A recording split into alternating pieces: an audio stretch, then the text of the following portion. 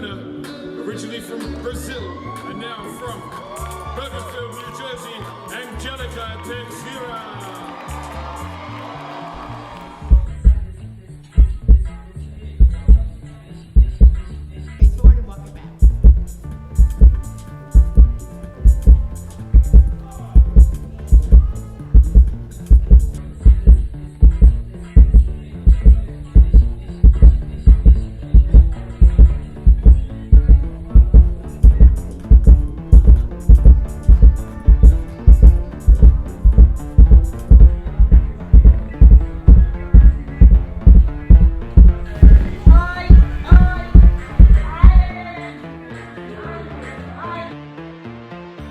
After placing second at the 2020 Arnold Classic to the newly crowned Miss Olympia, Isa Piccini, Angélica suffered a devastating knee injury at her home in Austin, Texas.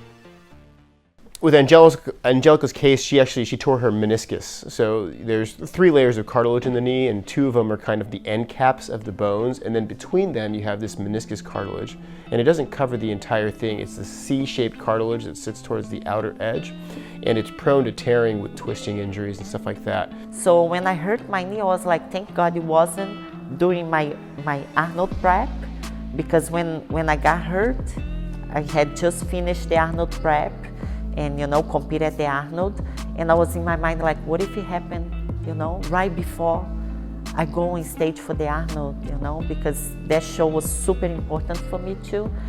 And I was like, and thank God it happened now, that it's quarantine, and I have time to recover and be my best for the Olympia. She's a fighter, like that's how I see it. Angélica's husband, Marco Teixeira, is no stranger to what it takes to become a champion. As a U.S. Navy veteran and a black belt in Brazilian Jiu-Jitsu under Renzo Gracie, Marco has trained elite soldiers and law enforcement on hand-to-hand combat techniques. So I call it first, before the injury. I said, you have to put some weight back, you have to stretch, because you're too dry right now. She was so lean after the Arnold, right? Yeah. I say you too lean. I say this is not good. Ain't no bodybuilder have to be lean like this until the Olympia right now. So a couple weeks she's dancing her knees, and I'm like, hey, watch your knee, watch your body, stretch. Always comes in dancing. I'm like, oh my God. So one day we're here, she's right behind you there, she's dancing, and then she just grabbed her knees, like, I'm like, well, I call it, and there goes her meniscus, She had done something to twist and had torn it off the rim, and it had kind of flipped. So we call it a bucket handle, because when you take a bucket handle and you can flip it from one side to the other, it's still attached at the 2 points, but because it's not attached at the center, it does this little pivot. And that's essentially what she did, and it had flipped into a position in the center of the knee and was blocking her motion. So it really had her stuck, and she couldn't get her quad extensions all the way out. Anything that required full knee extension was uncomfortable for her. I was actually grateful, because I knew it was about to happen when it happened, because I was just doing a little dance, a little movement. It was nothing. It was about to happen anytime. After first attempting physical therapy, Angélica soon realized that her knee injury was much more serious than she originally thought. But after 1 month, I was like, no, it's not getting better. So I decided to go to a doctor. Even with COVID and everything, I was afraid to get out of the house. But I went to a doctor, and then he said, no, you really need to get surgery. Oh my God. So now I lost my title, I didn't win the Arnold, now my knee. And then I was like, you know what? I'm gonna get better. And then when I came for the Arnold and I showed my best, even though I didn't win, I was like, okay, I did it, because I knew I have grown, I have improved myself. And then when I hurt my knee, I was like, I got down on myself a little bit for a little moment, and then I was like, you know what? Another opportunity for me to show that, nothing's gonna stop me, If I go through this, I can go through anything. And I think that's the best mentality to have if you want to be a fighter, right? Not give up. And she had that. She proved that with her knee injury. She didn't tell anybody because, you know, I said, we'll sit down. I was like, how are we gonna plan this? Because if your leg come different, it was a little different. I don't think not at the Olympia, but before, the whole time, I'm like, shit. She was like, my knee is different. No, it's great. I was like, shit, this is gonna be bad. So I even decided not to talk about it.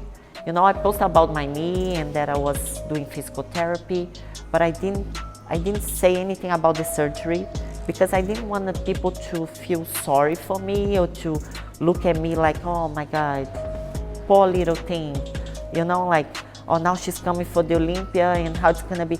I didn't want the people to see that side. I wanted to face it myself, and I didn't want like people to like, okay, she's gonna be able to do it or not. I think it would be great because I was showing my mind that I was gonna be able to do it. Well, and that's where I think people make a lot of mistakes too. When you keep talking about like my hand, posting my hand, I got injured, that thing is sticking in your mind, like, and your mind is so powerful, right? It's some things like if you think that you have in your hand, you make you believe it, right? Your mind make you believe you have something in your hand, you're gonna get it. So for somebody like Angélica, it's like, well, she knows. She's had little things here and there, and when we talked to her about her injury, she knew, and it was what we would have expected out of a pro. You know, she knew exactly what her goals were, what the recovery was going to take, what the commitment was, and when to pump the brakes. I mean, the fact that she even came in was something that kind of illustrated her level of professionalism. I've got this thing in my knee. I know it's not right. You know, I could take the route of just pushing through it and causing more damage, but she knew as an athlete, hey, something's not right here, and then was humble enough to say, let me go get it checked. And then when I was thinking about the surgery and deciding what I was gonna do, they announced it. So I was like, okay, so now it's, you know, everything worked perfect. Now I have more time, I can get the surgery, and I'm sure I'm gonna recover. I knew in my mind that, you know, like, you know, the champion's mind, they're like, okay, I'm gonna do whatever I need to do and I'll get better and I'll recover 100% and just be ready for the Olympia in December. So for me, the best thing ever was the Olympia to be moved to December. You know, her and I went back and forth on whether or not to stitch it, to repair the portion that had flipped and done that bucket handle maneuver. And the shorter term, you know, the less time it spends in that flip position, the better, because it's more prone to getting further injured. So for those people who have a flipped bucket handle meniscus who want it to be stitched again, then time is very critical. The clock is ticking. But I just didn't want the people to look at me like and feel sorry. So I was like, you know what, I'm gonna do this myself. I'm gonna get better. I'm gonna recover. And that's what I did. I got the surgery. And 1 week after, I was already doing physical therapy. And the physical therapist said, oh, let's do at least 2 months without any training, just physical therapy. And when you're ready, we're gonna let you know.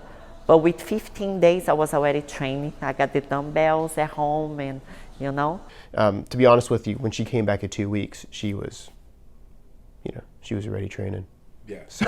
Did you expect that? No, I didn't expect it, but I wasn't that surprised. So I was doing like one exercise physical therapy like they asked for, and then resting with dumbbells and doing shoulders, you know, doing a little something. Of course. Yeah. Of course, you can't sit still too long. Yeah. But for legs, they say, no, it's gonna take a while, but with a month, I was already training my legs. And with 1 month, I wasn't doing any physical therapy anymore, because when I went to them, they were like, you're recovering so fast, because I was doing things by my own. You know, they say the pain is the signal. If you feel pain, don't keep going for the physical therapy. But I was like, I'm gonna try the weights and let me try. If I feel the pain, I stop. And I felt the pain, but I was like, I can handle, you know? Yeah, it was tough. Like she's talking, because I tried to erase things in my mind, you know, like that bothered me. Like, because in my mind, I was like, it's gonna be tough. She's not gonna make it, you know, but I wanna make sure that I'm gonna be here for her and make her believe that she's gonna do it. You know, and if it works, good.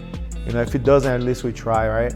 Also, I didn't want to talk about it because I didn't want to feed it, you know? For me, I was like, okay, I got it done, over. The goal is what? To bring my best physique ever. The goal is not to focus on the knee, on the surgery, on, oh my God, I got injured. No, I wanted to forget it, you know? With her surgery and physical therapy behind her, Angélica now had to rely on her mental strength to begin her 19-week preparation. She had to focus on one thing and one thing only. Focus on the future. And the future in my mind was bring your best and let's get the title back. So once I knew my body was different than the other preps, so I needed more time. Usually I do 12 weeks prep. For the Arnold, after I lost my title, I did 16 for the first time ever, and I brought such a great physique. But for this time, I was like, I need more time. I did 19 weeks prep. When they're not burning as many calories because their activity levels have dropped, and then their quad atrophies, and I want them to build back that quad muscle, and they want to start dieting because they're worried about the weight gain, we end up kind of stuck in this middle. So I'll tell them like, no, like it's okay. You know, and I think that's hard to tell people sometimes, like, it's okay to gain a little weight in your recovery. That's okay, like, we need the muscle. Well, no lie, like, I thought she was gonna give up a couple times, you know? And then she was like, not getting shape, you know, and look at her pictures and like, I'm done, and I'm like, I'm not saying nothing right now.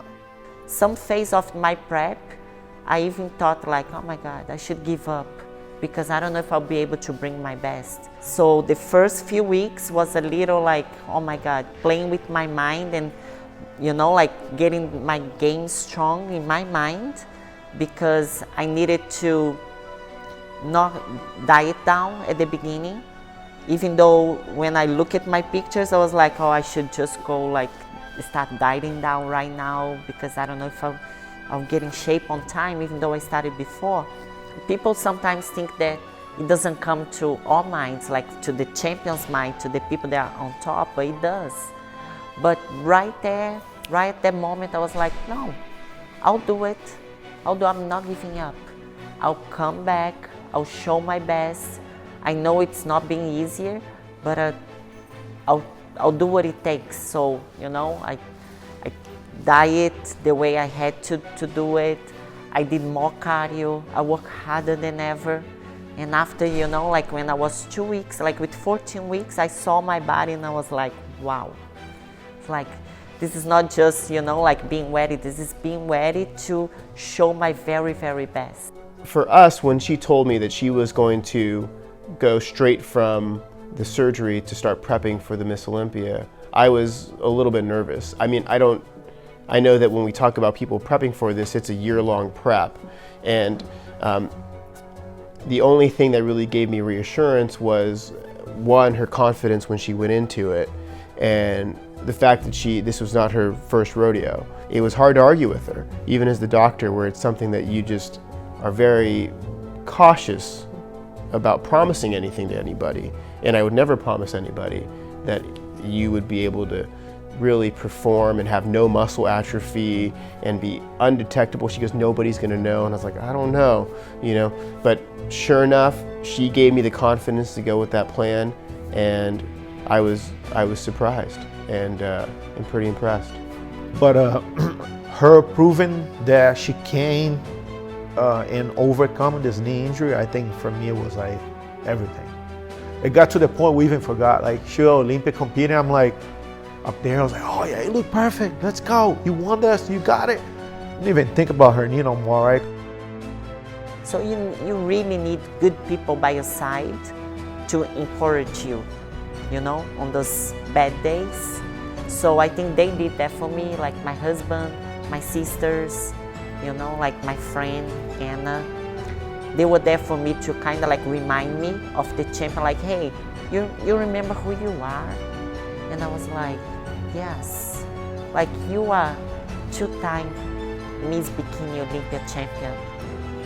You know, yeah, like, hey, you are the queen.